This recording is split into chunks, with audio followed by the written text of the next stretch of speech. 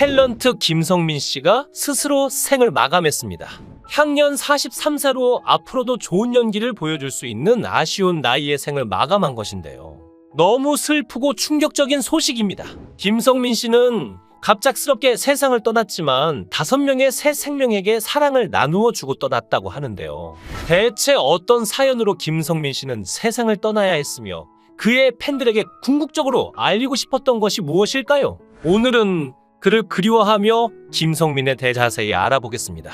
배우로서 녹록치 않은 삶을 살았던 그는 정석 배우의 길로 들어서기 위한 첫 관문처럼 극단 단원으로서의 연기를 시작으로 긴 무명 생활을 거쳤습니다. 원래 본명은 김성택이었고 초기 연예계 활동 역시 김성택으로 했었죠. 이후 김성민이라는 이름을 예명으로 사용하다가 정식 절차를 걸쳐 김성민으로 완전히 개명합니다. 일남 2녀 중 셋째로 누나 둘이 있는데 학창시절 부모의 이혼으로 사실상 집안의 가장 역할을 했죠. 무명 시절에는 속옷 모델로 활동했는데 당시 김성민의 포즈와 시선 처리가 심상치 않은 것을 보아 오랫동안 갈고 닦은 실력이란 것을 추측할 수 있었는데요. 2002년에는 처음으로 주연으로 출연한 드라마 인어 아가씨를 통해 남자 주인공 이주왕을 연기했고 그의 연말대상에서도 장서희와 같이 베스트 커플상 등을 수상하고 크게 인기가 올랐습니다. 이때 해외에도 이름이 알려지면서 부르기 편한 이름인 김성민으로 바꿨다고 합니다.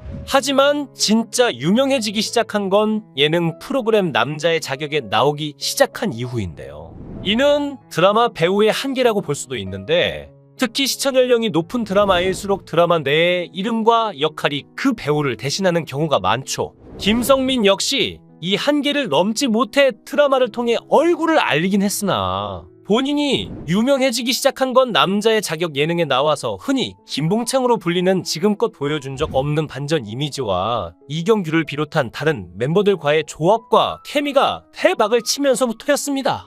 깔끔한 배우의 이미지와 극중 역할들과 달리 예능에서 보여주는 성격은 정신없고 실제로 성격도 드라마 속의 점잖은 이미지보다는 유쾌하고 자다가 봉창 두드리는 듯한 엉뚱함을 과시했죠. 환상의 커플에서의 촐싹맞은 배역이 예능의 이미지와 맞다고 생각되는데 노홍철과 대화해 보고 싶다고 발언한 적도 있습니다. 한창 활동하며 주가를 올리던 그에게 불법 약물이라는 악몽이 찾아와 그의 인생을 망쳐버렸는데 2010년 12월 4일 불법 약품 소지 및 상습 투약 혐의로 긴급 체포되어 구속되었죠. 단순 구매 및 복용 정도가 아니라 약을 직접 밀반입해서 자신의 오피스텔에서 집중적으로 투약하고 불법 약초도 피운 혐의로 구속 기소되었는데요.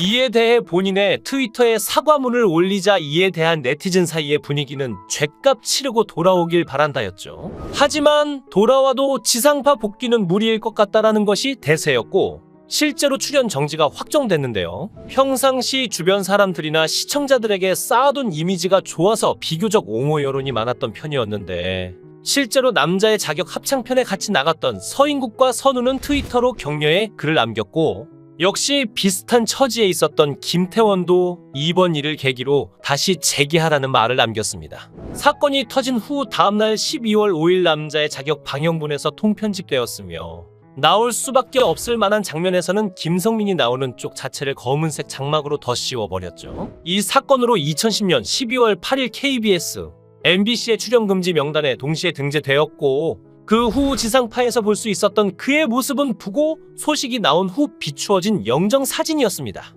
한편 2010년 1월에 방영되었던 건강검진 미션에서 이경규가 약물 복용 이야기를 꺼낸 적이 있었는데 이것이 불법 약물로 둔갑되어 화제가 되기도 했는데요. 2010년 12월 15일에는 접속 무비월드로 유명한 개그맨 겸 배우 전창걸도 불법 약초 흡입 혐의로 구속되었는데 검찰 조사 결과 전창걸은 김성민의 집에서 유흥업소 여종허 번들과도 약초를 피운 것으로 드러났죠. 2011년 1월 19일 전창걸에 대한 1차 공판에서 검찰 측은 김성민이 후배 손모 씨를 통해 전창걸에게 불법 약초가 있으면 달라는 요청을 해왔다고 전창걸의 진술 내용을 전했으며 전창걸은 진술 내용에 대해 인정한다고 답했는데요. 전창걸은 2008년부터 약초를 상습적으로 흡연한 혐의와 배우 김성민에게 약초를 2회에 걸쳐 건넨 혐의를 인정하고 반성하는 모습을 보였으나 원인 제공자에 대해서는 전창걸과 김성민의 입장이 엇갈렸죠. 법원에서는 상습적으로 불법 약초를 피운 혐의로 구속 기소된 전창걸에게 징역 1년에 집행유예 2년, 추징금 3만 원을 선고했습니다. 항소심 공판에서 김성민 측 변호인은 김성민이 약물을 하게 된 이유에 대해 김성민이 2007년 주식 투자에 실패하고 2008년 아는 사람에게 크게 사기를 당하는 등 심적 고통이 컸고 당시 소속사에서도 출연료를 제때 지급받지 못하는 등 고민이 많았다며 뇌경색에 걸린 어머니에게 생활비를 보내지 못해 괴로워했고 친한 지인인 정신과 의사에게 조울증 진단을 받기도 했다고 어려웠던 상황을 설명했죠. 김성민은 큰 잘못을 했다는 것을 안다. 다시는 이런 실수를 안 할 것이다 라며 기회가 있다면 한 번만 달라. 진심이다 라고 전했는데요. 검찰에서 4년형을 구형받았으나 2011년 3월 25일에 진행된 최종 선고 공판에서 감형되어 징역 2년 6개월, 추징금 90만 4,500원을 선고받았으며 다음 재판에서 집행유예로 석방되었습니다. 1심에선 실형이 선고되었지만 1심, 2심 재판부의 다량의 반성문과 함께 동료 연예인들의 탄원서가 제출되어 선처가 된 걸로 보이는데요.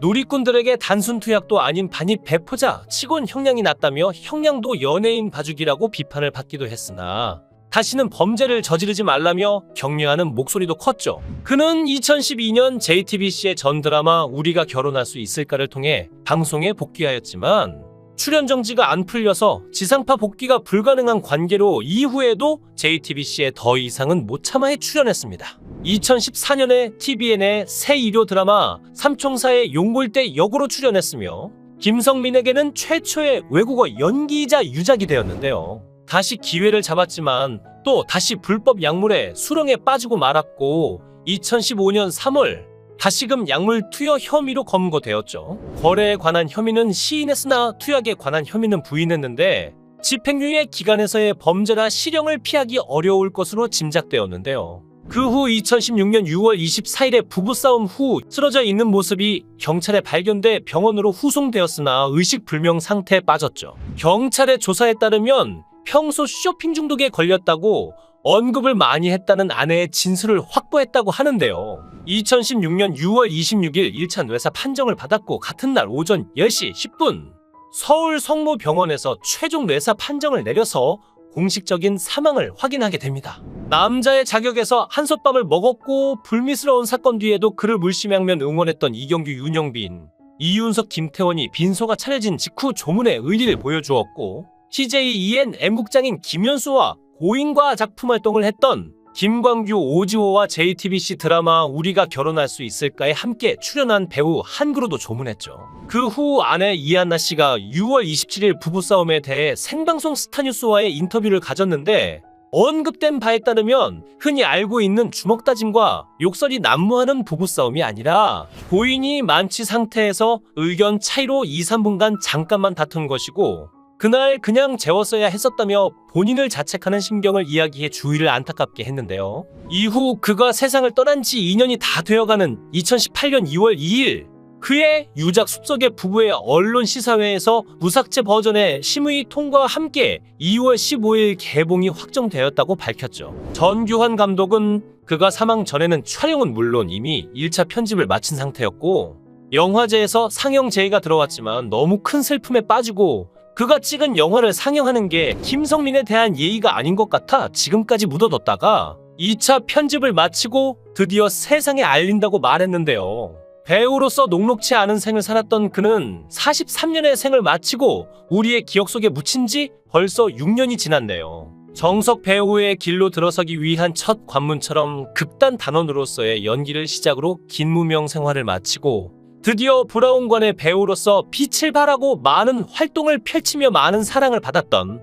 빼어났지만 조용하고 묵묵히 연기자로서 자리매김하던 썩 괜찮은 배우로 기억했는데 그렇게 순탄할 것만 같던 그의 삶의 저변에는 혼자만의 짙은 고뇌와 때론 남모를 좌절과 외로움이 벅찼던지 불법 약물에 의지하는 한때의 잘못된 선택으로 그는 징역을 선고받기에 이르지만 다시 또 약물에 빠지는 등 나약한 모습을 보이며 끝내 대중과 멀어지며 어긋난 길을 걷다가 2016년 출소 후 스스로 생을 마감했던 비운의 배우였습니다. 하지만 팬들에게 보여주고 싶던 못다한 것이 궁극적으로는 사랑이었다는 것을 알리고 싶었던지 그는 장기 기증으로 5명에게 새 3명을 나눠주고 역시 그답게 우리와 먼 세상으로 가버렸는데요. 이렇게 김성민은 뇌사 판정을 당하고 결국 세상을 등졌지만 장기 기증이라는 선행으로 세상에 본인의 족적과 씨앗을 남기게 되었죠. 그럼에도 불구하고 여전히 너무 젊은 나이에 또 안타깝게 세상을 등지게 된 배우 김성민의 죽음은 너무나 아쉬운데요. 다시 한번 세상을 등지게 된 김성민의 명복을 빌고 죽으면서 남을 위해 본인을 내어준 김성민과 그의 가족에게 경의를 표합니다. 배우 김성민이 과거에 어떤 과오를 저질렀던 것 자체가 사라질 수는 없고 그것이 잘못된 일임도 분명한데요. 하지만 최소한 그것으로 인해 사람 자체를 재단하지 말고 무조건적인 비난으로 죽음을 매도하지 말았으면 합니다. 마지막으로 김성민의 장기 기증으로 새로운 삶을 살게 된 사람들이 김성민의 목까지 건강하고 행복하게 살았으면 좋겠고, 아니 반드시 그래야만 합니다.